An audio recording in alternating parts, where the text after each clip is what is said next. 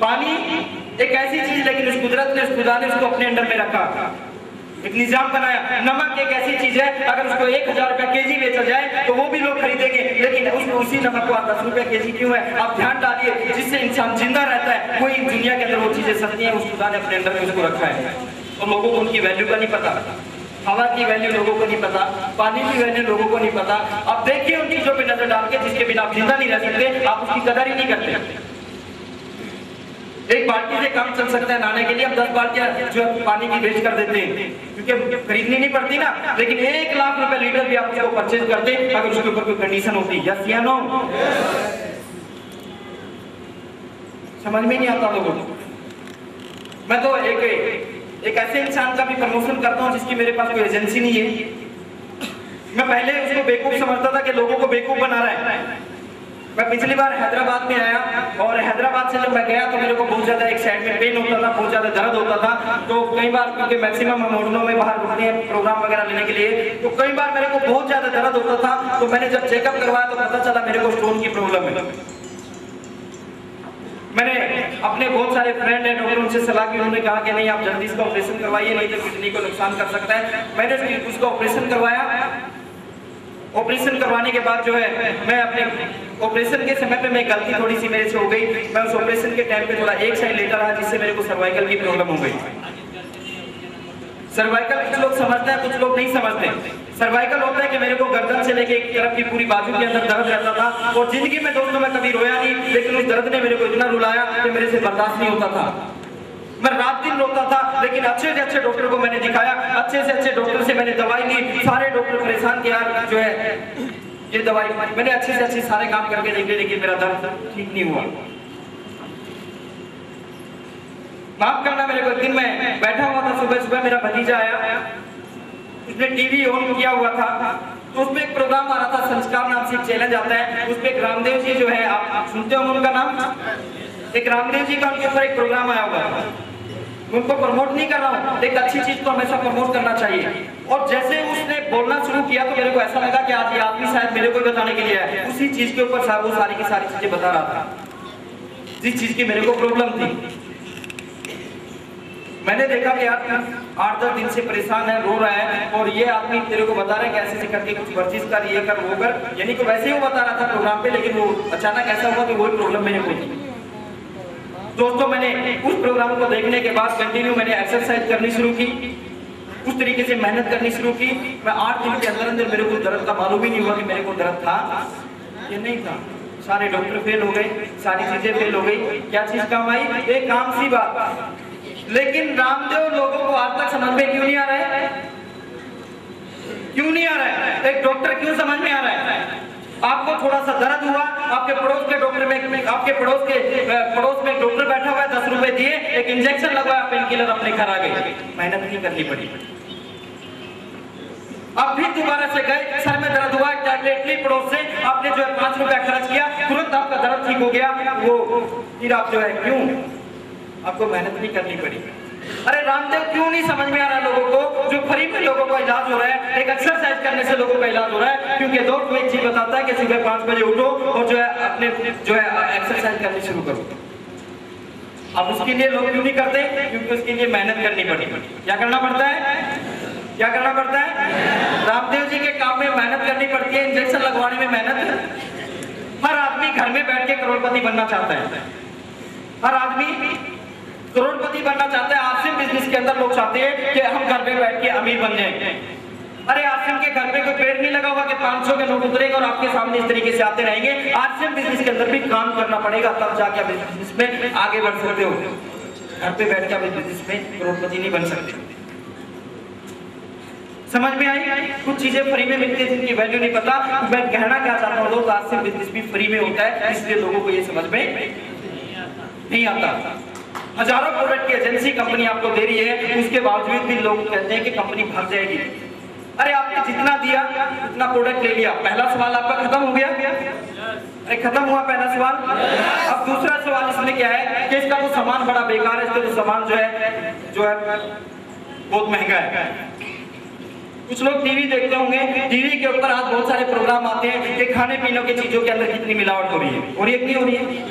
अरे इंसान इतना गिर गया है कि घी की बहुत सारी फैक्ट्रियां पकड़ी गई जिनके अंदर जानवरों का जो है चर्बी मिला के उसको घी को बना के बेचा जा रहा है।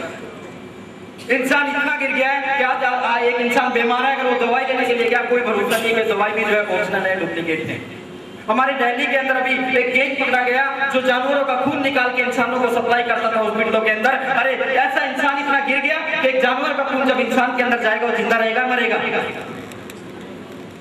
आज एक दुकानदार ने अपनी दुकान पे लिखा हुआ है फैशन के दौर में गारंटी की इच्छा ना करे, वो इनडायरेक्टली बोल रहा है डुप्लीकेट बेच रहा हूं, लेना ले नया के खून। क्यों नहीं समझ में आ रहा लोगों को? क्यों नहीं समझ में आ रही है चीजें लोगों को कि डुप्लीकेट सामान? तो आप मार्केट में चले जाइए, एक अच्छी कंपनी की जुराब आपको 100 रुपए की एक जोड़ी मिल जाएगी, फुटपाथ पे बैठ के जो लोग जुराब बेचते हैं 10 रुपए की 3 जोड़ी भी मिल जाती है आपको। फर्क कहाँ पे?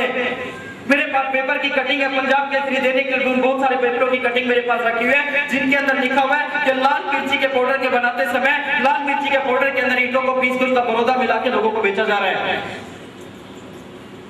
धनिया पाउडर को पीस के, जानवरों का गोबर पीस के इसके अंदर मिला के धनिया पाउडर को लोगों को खिलाया जा रहा है।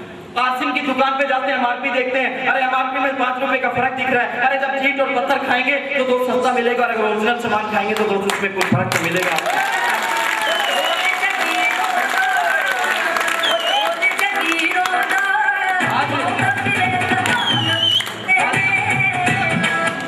आज मेरे माँ बाप के समान बहुत सारे लोग यहाँ पे हैं।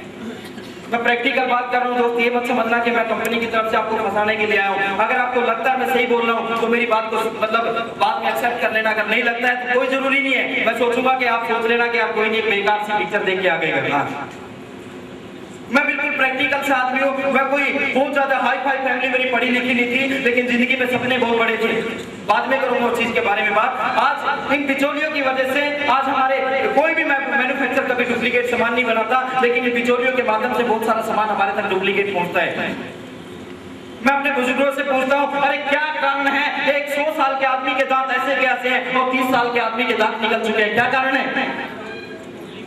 क्या कारण है? खान पान और सारी चीजों की वजह से। क्यों ऐसा हो रहा है? एक जमाना था 40-50 साल पहले, गांव के अंदर एक गांव में एक आदमी को स्टोन की प्रॉब्लम हो जाती थी, पूरे गांव को टेंशन होती थी कि फलाने के लड़के को स्टोन की प्रॉब्लम है। आज हर तीसरे आदमी को स्टोन की प्रॉब्लम है। क्यों? आज से 40-50 साल पहले 100 लोगों में एक आदमी आपको हार्ट का पेशेंट मिलता था, आज हर 10 लोगों में आपको एक हार्ट का पेशेंट मिल जाएगा। हर घर के अंदर बीपी की प्रॉब्लम, हर घर के अंदर इन सारी चीजों की प्रॉब्लम। क्यों नहीं गौर कर रहे हैं अपनी चीजों के ऊपर? टीवी के ऊपर एक ऐड आती है, जागो ग्राहक जागो, किसी को समझ में नहीं आती, तुरंत जो हम टीवी का चैनल चेंज कर लेते हैं और वहां पे ईश्वर राय के क्योंकि हम लोगों को जल्दी समझ में आ जाते हैं, लेकिन वो ऐड किसी को समझ में नहीं आती आज तक। क्या कहना चाहते हैं? हिंदुस्तान के लोगों, जहां से भी तुम सामान खरीद रहे हो, मैं आपसे की बात नहीं कर रहा हूँ, जहां से भी तुम सामान खरीद रहे हो 100% वहां से बिल लो, और जब तुम बिल लोगे तो इंडिया गवर्नमेंट के खजाने में पैसा जाएगा, किसी न किसी चीज का रेट कम होगा।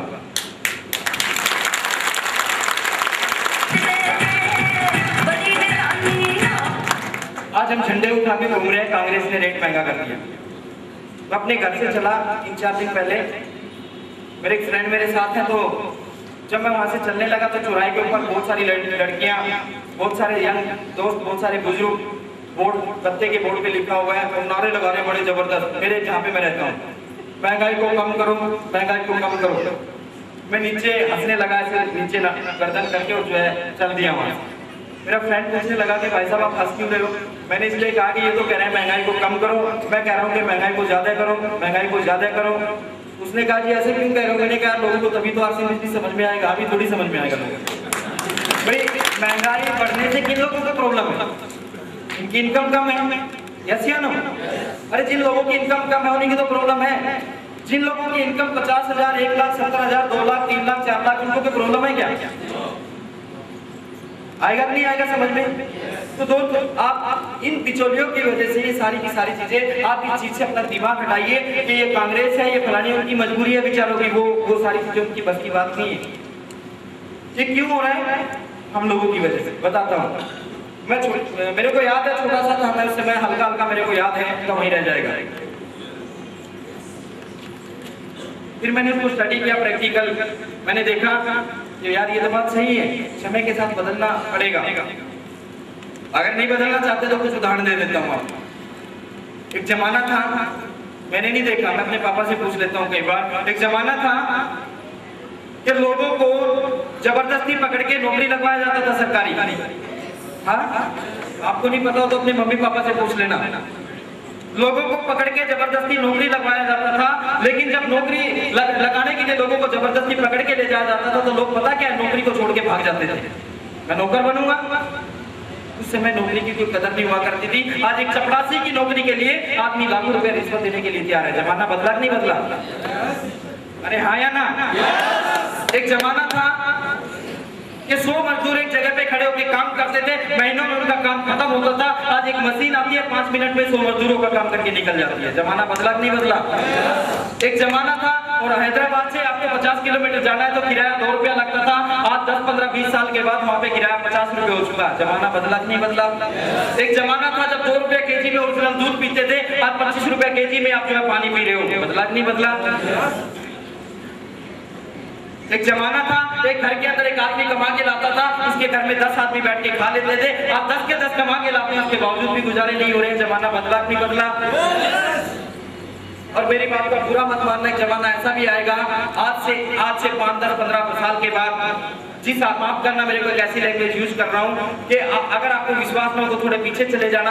आज से 15-20 साल के बाद आप चले जाना, जिस आदमी की इनकम 1 लाख रुपया पर मंथ से कम होगी, जानवरों जैसी जिंदगी गुजारेगा दुनिया के अंदर, जानवरों जैसी जिंदगी। अब ये जो बात मैं आपको कह रहा हूँ, आप सोच रहे हो यार साबुद्दीन तो ऐसी बात क्यों कर रहे हैं? तो यार मैंने पिछली बात बताई कि 10 रुपए में 10 आदमी खाते थे, आज क्यों नहीं खा रहे? क्योंकि सर हो क्या रहा है, हमारे खर्चे बढ़ रहे हैं, इनकम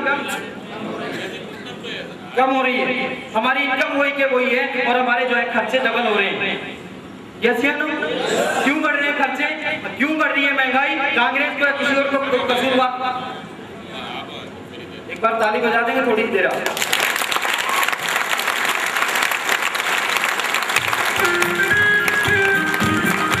मेरे को पता है कि आप लोग हैं अपने मोबाइल पर, क्योंकि सर मेरी कमजोरी है कि मैं डिस्टर्ब हो जाता हूँ, बीच में मैं अपना टॉपिक भूल जाता हूँ और मेरे को पता नहीं कहाँ से वापस लौट के उसी टॉपिक पे आना पड़ता है। ठीक है ना सर? ये मैं अपने बारे में बड़ाई नहीं कर रहा हूँ, मेरी कमजोरी समझ लीजिए, एक दोस्त समझ के मेरी बात को मान लीजिए।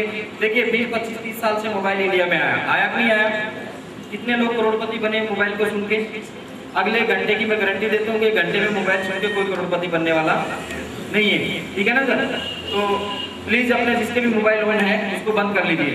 तो सर क्या मैं बता रहा था आपको कि महंगाई और ये सारी की सारी चीजें, उसका कारण सबसे बड़े हम हैं, हम खुद इसके जिम्मेदार हैं। क्योंकि दोस्त उसके पुराने उदाहरण मैं आपको देता हूँ। एक जमाने के अंदर, इधर पता नहीं मेरे को होता है कि नहीं होता है, हमारे उधर खूब होता था। एक गाँव के अंदर एक आदमी को 10 रुपया दिया, उसके गले में ढोल टांगा और पूरे गांव में वो आदमी घूमता था कि फलाने दिन फलानी जगह पे जो है वो तेल मिलने वाला है, वहाँ पे जो है शक्कर मिलने वाला है, वहाँ पे जो फलानी चीज मिलने वाली है। ये हुआ करता था ऐड करने का एक तरीका। 10 रुपए में पूरे गांव को पता चल जाता था। यस या नो? लेकिन 25, 30, 40 साल पहले पता क्या हुआ? वो ढोल को उतार के अमिताभ बच्चन ने अपने गले में डाल दिया, शाहरुख खान ने अपने गले में डाल दिया। उन फेमस लोगों ने जिनके लिए रात दिन हम तालियां बजा रहे हैं, जिनके हम फैन हो रहे हैं, उन लोगों ने हमारा बेड़ा गर्क कर दिया। वो तो बेचारा 10 रुपया लेता था ऐड करने का, पूरे गांव में घूम जाता था। अमिताभ बच्चन गोवाजमे की गोली बेचने के लिए 30, 40 करोड़ रुपया ले लेता है। महंगाई बढ़ेगी कि नहीं बढ़ेगी? आज हम इसलिए शर्मा रहे हैं कि मैं करोड़पति हूं, मैं क्यों करूं इस आरसीएम बिजनेस को, ये हल्दी नमक मिर्च बेचने का बिजनेस मैं क्यों करूं? आज हम इसलिए शर्मा रहे हैं कि मैं इंजीनियर हूं, मैं क्यों करूं आरसीएम बिजनेस को? मैं इसलिए शर्मा रहा हूं कि मैं बहुत ज्यादा पढ़ा लिखा हूं, मैं क्यों करूं आरसीएम बिजनेस को? अरे अमिताभ बच्चन के पास इतना पैसा है, अरे जब वो हाजमे की गोलियां बेच सकता है तो हम कंप्यूटर क्यों नहीं बेच सकते आरसीएम बिजनेस को?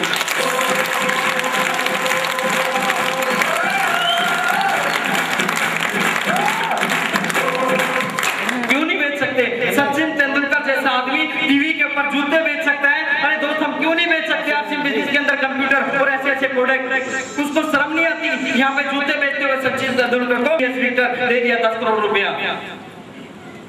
जिंदगी में जिस आदमी ने कभी विक्टर को नहीं चलाया, आप उसके ऊपर बैठ के पूरे हैदराबाद में हुआ करते हंसते हुए घूमना, ठंडी चवन्नी आपकी जेब में डाल देंगे, लोग पागल घूम रहे हैं कोई, और वो करोड़ों रुपए लेके चला जाता है। लोग हमें बेवकूफ कहते हैं आरसी वालों को, अरे अपने दिमाग का यूज करो, ऊपर वाले ने आपको भी दिया है। हम यहाँ से बाहर जाएंगे, उस आदमी से पूछेंगे जो अपने घर में बैठा हुआ है कि मैं आरसी करना चाहता हूँ, अरे सुन तो आप रहे हो, मुझे बताएगा आपको वो आदमी।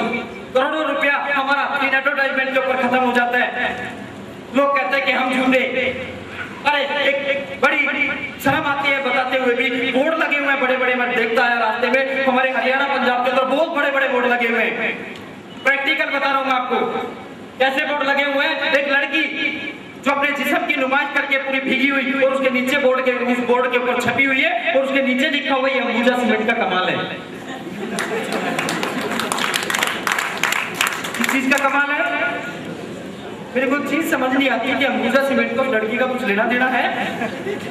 आज जितनी मर्जी एडवर्टाइजमेंट आप टीवी के ऊपर देख लो, बिना लड़की को एडवर्टाइजमेंट होती नहीं, चाहे वो सीमेंट हो, चाहे वो कुछ और हो, चाहे वो कुछ और हो। यस या नो? कुछ लोग कहते हैं ये बिजनेस तो जो है दूसरे तरह का है। मेरी शॉर्टकट में भाषा समझ लेना दो। कुछ लोग कहते हैं गलत है। एक लड़की आती है टीवी पे बताती है मेरे सुंदरिया का राज लक्स साबुन। आरसीएम कहता है कि हमने इन बिचौलियों को निकाल दिया। ये बेशर्मी और बेहयाई जो टीवी के ऊपर दिखाई जाती है, ये जो है ये इसको हमने बीच में से निकाल दिया। ये सही है गलत है? मैं मुफ्ती तो हूं नहीं, समझ लेना मेरी बात को। आरसीएम बिजनेस लोगों को मना करता है टीवी देखने के लिए कि टीवी देखना बंद कर दो, जो समय टीवी में बर्बाद करते हो उस समय को बिजनेस में लगा दो। ये सही है गलत है? आप अपने आप से क्लियर कर लेना। टीवी के ऊपर बेशर्मी और बेहाई दिखाई जा रही है, वो सही है? हम उसको मना कर रहे हैं कि टीवी देखना बंद करो। अगर आप कहते हो कि नहीं मैं सही हूं, तो मैं आपसे एक सवाल करना चाहता हूं। एक मेरे सौंदर्य का लक्स साबुन, डिटॉल साबुन अगर आपने जिंदगी में यूज किया तो कहीं ना कहीं गुनहगार आप लोग भी हो। एक लड़की उस साबुन को लक्स के अपने जिस्म पे लगा के दिखाती है और उसके करोड़ों रुपए उसके घर में चले जाते हैं। अगर आप कुछ भी है, अगर जिंदगी में कभी आपने लक्स या डिटॉल या कोई भी साबुन यूज किया है, तो आपने भी 10-20 पैसा उस लड़की को जिस्म की नुमाइश करने के लिए दिया कि चल अपने जिस्म पे साबुन लगा के दिखा, मैं तेरे को इतना पैसा दे रहा हूँ।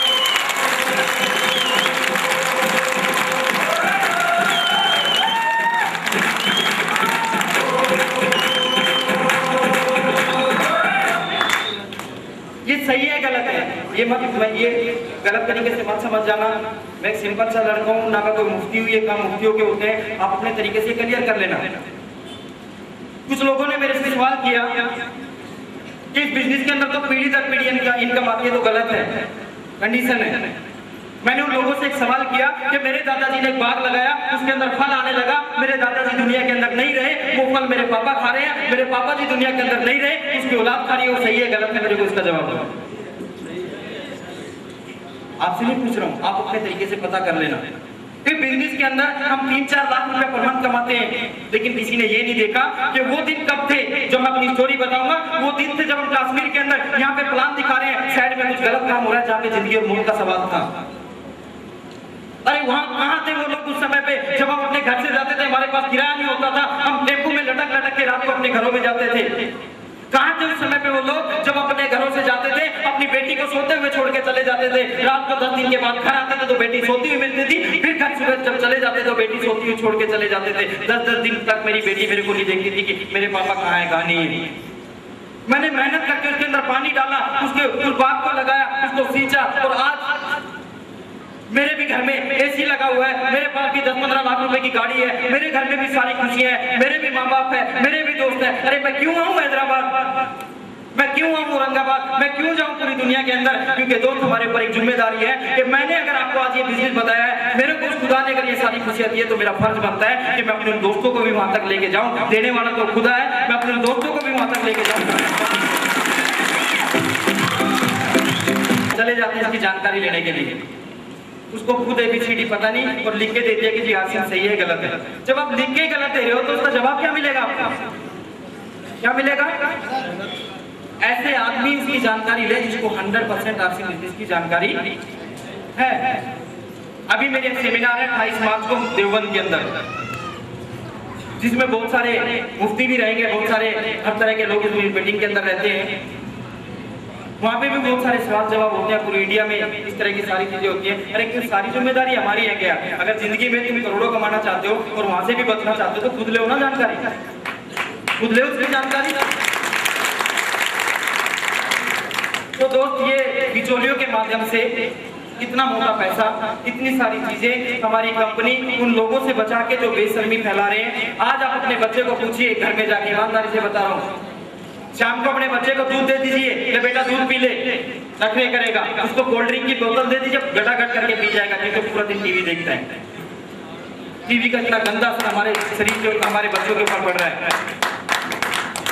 देखिए ताली बजानी है तो सारे बजा लो, नहीं बजानी है तो जरूरी थोड़ी है बजानी। एक बार थोड़ा म्यूजिक लगा सकते हैं आप, ताली बजा सकते हैं आप लोग। तो इन सारी चीजों से हम मना करते हैं कि भाई इन चीजों से बचाओ अपने बच्चों को। और जो हमारा बहुत सारा, देखिए पिछली बार भी मैं हैदराबाद में प्रैक्टिकल एक चीज बता के गया कि हमारा बिजनेस फैमिली बिजनेस है। क्या है? हर तरह के लोग इस मीटिंग के अंदर हैं। कुछ लोग समझते हैं कि लेडीज को मीटिंग में नहीं आना चाहिए। हमारी बहुत सारी बहनें आज मीटिंग में आई, या किसी को कुछ गलत कहा जा रहा है, यहाँ पे किसी को कुछ बुरा कहा जा रहा है। देखिए जिंदगी में आसिम करे ना करे, लेकिन जानकारी तो बढ़ती है कि नहीं बढ़ती? आप इस बिजनेस के अंदर अगर अपने परिवार को इन्वॉल्व करेंगे तो आपका बिजनेस बहुत फास्ट गति से बढ़ेगा। इसका कारण बता देता हूँ। हमारे जो प्रोडक्ट हैं कि कौन यूज करता है? लेडीज। आप शादीशुदा है तो आपकी वाइफ है, सिस्टर है, मम्मी है, घर में लेडीज इन प्रोडक्ट को यूज करती है। अब उसको सारी जिंदगी उन प्रोडक्टों की आदत पड़ी हुई है जो टीवी पे दिखाते हैं। आपने ले जाके दे दिया उसको आसिम का प्रोडक्ट है, अब उसमें झाग ही नहीं उठ रहा है। जब तक कपड़े धोते हुए प्रोडक्ट के अंदर पूरा झाग नहीं उठेगा तो लेडीज कहेगी कि नहीं ये प्रोडक्ट तो बहुत बेकार है। यस या नो? अब ये क्यों हुआ ऐसा? जब मैंने बिजनेस को ज्वाइनिंग किया, मैं प्रोडक्ट लेके अपने घर गया तो मेरी मिसेज ने पहले दिन मेरे को बोला कि इसका तो बेकार है, इस तरफ भी बेकार है, ये भी। मेरा दिमाग खराब हो गया। मैंने कहा यार ये यूज करके डिपार्टमेंट इनका है, हो सकता है गलत हो। लेकिन मेरे को भिलवाड़ा जाने का मौका मिला। एक केमिकल इंजीनियर वहाँ पे प्रोडक्ट ट्रेनिंग दे रहे थे। कोई मीटिंग में बैठा, उसमें मेरी आंखें खुल गई कि यार ये तो गजब है। उसमें बताया गया कि किसी भी प्रोडक्ट के अंदर, जैसे इंसान के शरीर के अंदर जैसे छेद होते हैं, इसी तरह कपड़े के अंदर भी छेद होते हैं। जब आप कपड़ा धोते हो, आप सर्फ के साथ धो या साबुन के साथ, आप जितना मर्जी उसको पानी के अंदर से निकालो, थोड़ा बहुत उसके अंदर वो केमिकल रुक जाता है जो हमारे शरीर को नुकसान पहुंचाता है, जैसे चर्म रोग, ये खास खुजली, दुनिया भर की चीजें हमारे अंदर जाती है। हमारी कंपनी ने एक चीज की कसम खाई है, हमारे आदरणीय ऋषि छाबड़ा जी ने, कि हमारे कंपनी के अंदर जो चीजें नुकसान पहुंचाती हैं उनका कम से कम यूज किया जाएगा। हमारे प्रोडक्टों के अंदर केमिकल की मात्रा नाम मात्र होती है जो इंसान को कभी नुकसान नहीं पहुंचाती। और तो उस प्रोडक्ट को जब केमिकल आप कम डालेंगे तो उसके अंदर झाग कम उठेगा, बाकी सारे काम वही करेगा जो वो प्रोडक्ट करता है। अगर हमारी बहन हमारे घर में प्रोडक्ट को यूज कर रही है और उसने यहाँ पे देखा कि बिजनेस में प्रोडक्ट यूज करने से लाखों रुपए आता है, तो क्या आपकी सपोर्ट करेगी या नहीं करेगी?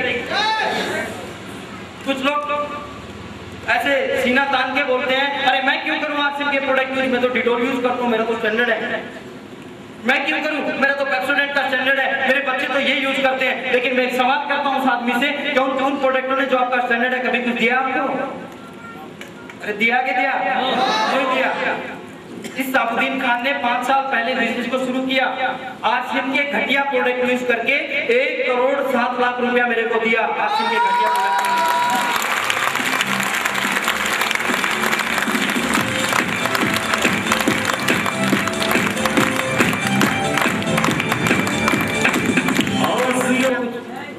आज अगर आसिम मिट्टी की साबुन लॉन्च कर दे और मैं उस मिट्टी की साबुन को ले जाके अपनी मिसेज को दे दूं, ये आसिम की है लेकिन है मिट्टी की, तो मेरी मिसेज मेरे को मना नहीं करेगी, क्योंकि इस उठाने वाला वो खुदा है, देने वाला वो खुदा है। लेकिन उस मालिक ने इस आसिम बिजनेस को मेरी जिंदगी में माध्यम बना के एक गरीबी की जिंदगी से निकाल के एक ऐसी जिंदगी दी हमें उस मालिक ने जिसकी जिंदगी में हमने कभी कल्पना नहीं की थी। तो मिट्टी की साबुन से नहाना चाहिए, नहीं नहाना चाहिए कि नहाना चाहिए?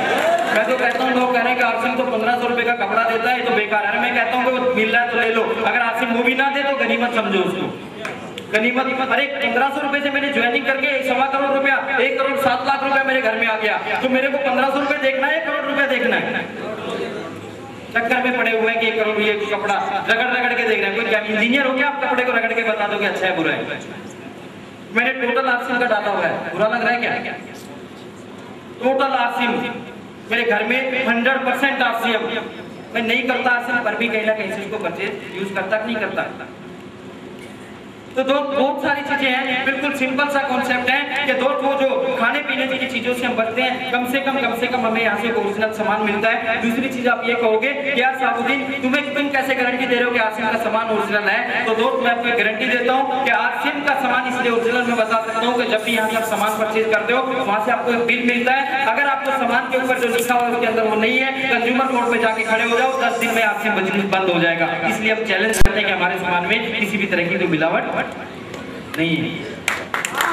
नए लोगों को बता देता हूँ, पिछले कुछ लोगों ने मेरे को सुना था, उनको पता होगा, लेकिन बात वही हो, बड़ा एक्साइटेड हुआ जैसे आप कुछ लोग आ रहे होंगे, सोच रहे होंगे साबुद्दीन फटाफट खत्म कर, 15-20 को तो जाते ही लपेट दूंगा मैं आरसीएम बिजनेस में ज्वाइनिंग करवा दूंगा। हवा निकल जाएगी जब सबसे पहले अपने आप के बिजनेस के अंदर मजाक उड़ाएगी। मैंने जब इस बिजनेस को शुरू किया था तो सबसे पहले मैंने अपने बड़े भाई को प्लान दिखाया था गाँव में जाके। मेरे बड़े भाई ने मेरे को कहा था खुद तो बर्बाद हो गया, हमें भी करने के लिए आ गया। आपकी अपने बिजनेस में आपकी मजाक उड़ाएंगे। तो एक गुप्ता जी ने ज्वाइनिंग किया और ज्वाइनिंग करने के बाद जो है कुछ प्रोडक्ट लेके अपने घर पे गया और अपनी मैडम को बोला कि मैडम मैं कैसी मीटिंग सुन के आऊँ जिसमें बस अब तो जल्दी ये हो और अब तो जल्दी करोड़पति बन जाएंगे। अब गुप्ता जी की मिसेज ने पहले ही पता क्या यार सिंह तो नहीं सुन लिया कहीं पे, उसकी बेचारे की सारी हवा निकाल गया। इतना एक्साइटेड होके गया, मिसेज ने सारी हवा निकाल दी। उसने कहा तेरे को क्या पता? उसने कहा मेरे भाई ने ज्वाइनिंग किया था चंडीगढ़ के अंदर और वो मेरा भाई 10 लाख रुपए का कर्जा सिर पे हो गया। मेरे को जो लोग आरसीएम कर रहे हैं, एक भी आदमी मेरे को ऐसा बता दो जिसमें आरसीएम में 10 लाख रुपए लगाना पड़ता हो, लगता है कहीं पे? 2 कारण है बिजनेस के अंदर फेल होने के, बता दूं क्या? आगे बाद में बढ़ जाएंगे। इनको अगर करना चाहते हो तो कर लेना, फेल हो जाना। पहला कारण, बुरा मत मानना, नए लोगों का कसूर नहीं है, कसूर इसमें डिस्ट्रीब्यूटरों का है, ठीक है ना?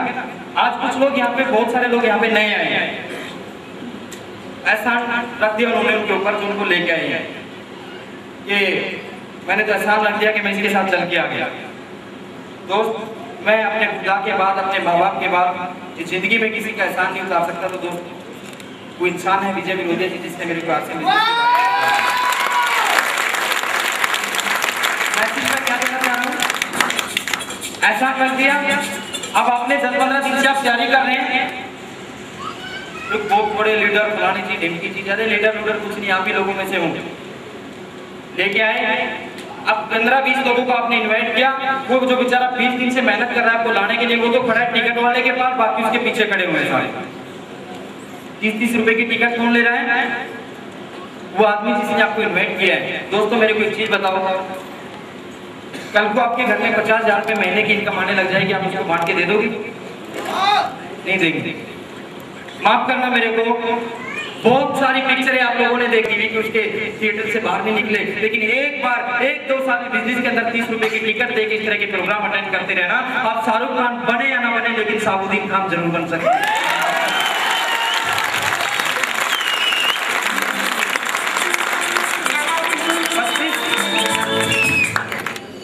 एक बच्चे को आप पढ़ाते हैं 25 साल की जिंदगी तक, 20-25 साल तक आपका बच्चा पढ़ता है, लाखों रुपया लगा देते हैं आप उसकी एजुकेशन के ऊपर। क्या आपको गारंटी है कि आपका बेटा आपको कमा के दे देगा, उसको सरकारी नौकरी मिल जाएगी? कोई गारंटी है? कोई गारंटी नहीं। लाखों रुपया लगा दिया।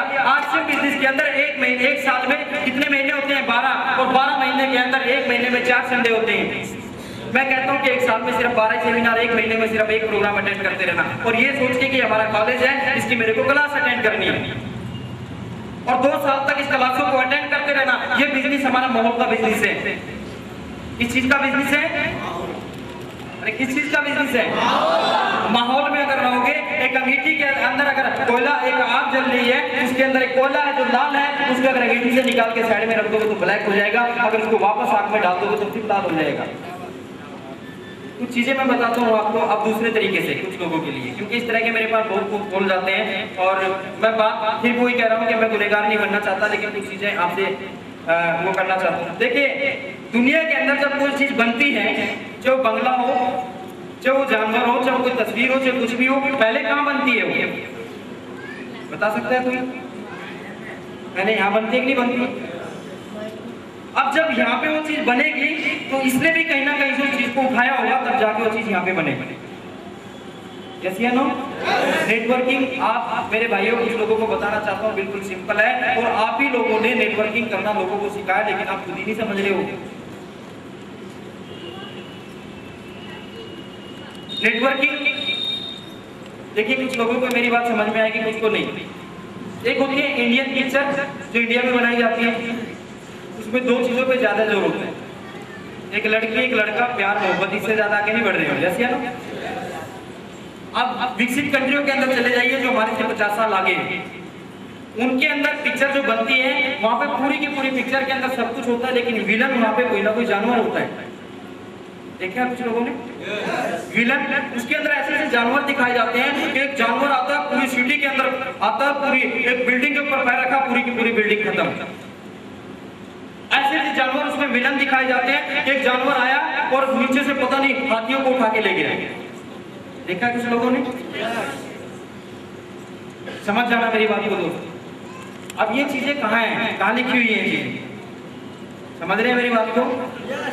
ये चीजें एक जगह पे लिखी हुई है, आप सभी लोग बुद्धिजीवी हैं, कलाम पाक के अंदर ये चीजें लिखी हुई है कि जहन्नुम के अंदर ऐसी ऐसी चीजें होंगी जो इंसान के अंदर ये करेंगे, ऐसे बड़े बड़ी चीजें होंगी। उस कलाम पाक से अंदर उन लोगों ने उस चीज को उठा के और उस चीज को जो है यहाँ पे शुरू कर दिया, उसको उसमें कन्वर्ट कर दिया। सुनो दर्शक, उसको उस चीज के अंदर कन्वर्ट कर दिया। अब बात आती है, एक चीज बताई जाती है, देखिए हमारे बहुत सारे दूसरे साथी हैं, मैं आप लोगों को, आप सोच रहे होंगे साउद्दीन पता नहीं आज कैसी बातें करने लगा। मैं एक उसमें जुड़ा हुआ हूँ जमात लाइन से, उसमें मस्जिद वार के 5 काम बताए जाते हैं कि नहीं बताते हैं। और उसमें एक चीज बताई जाती है कि अगर आपने एक काम भी छोड़ दिया तो धीरे धीरे करके आपके सारे काम छूट जाएंगे। ऐसे या नो? बताते हैं कि नहीं बताते हैं? इस बिजनेस के अंदर भी क्या है, वहां पे भी क्या बताया जाता है कि मॉल में रहिए, अपने 5 काम टाइम से करते रहिए, आप धीरे धीरे करके वो सारी चीजें आपको मिल जाएंगी जिसके लिए आप आए हो। फिर बिजनेस के अंदर भी अगर आप इसके वो काम करते रहेंगे, बिजनेस के अंदर 3-4 चीजें बताई जाती है। नंबर 1, आपको लिस्ट बनानी है अपने दोस्तों की, अपने रिश्तेदारों की, और उनको बिजनेस बताना है। उसके बाद उनको कॉन्टेक्ट करना है, मीटिंग में बिठाना है और खुद मीटिंग में बैठते रहना है, और इसकी सीडी है कुछ प्रोग्रामों की, वो देखते रहना है। अगर आप इन 3-4 चीजों को करते रहेंगे तो बिजनेस के अंदर एक दिन आप यहाँ पहुंच जाएंगे। कुछ भी नहीं है, वही काम है जो आप पहले कर रहे हो, वही काम इस बिजनेस है। सिर्फ वही चीज को इस तरीके से बिजनेस के रूप में इसको कन्वर्ट किया है, और कुछ भी नहीं है इस बिजनेस के अंदर। समझ में आया? आती रहेगी। ये तो जो है बर्बाद करने का बिजनेस है। अब वो बेचारा कुछ प्रोडक्ट अपने घर में लेके गया, कुछ चाय वाय लेके गया अपने घर से, आसिम की दुकान से, और उसने कहा कि मैडम एक कप जो है प्याली चाय की बना के ला, बहुत अच्छी चाय है आपकी।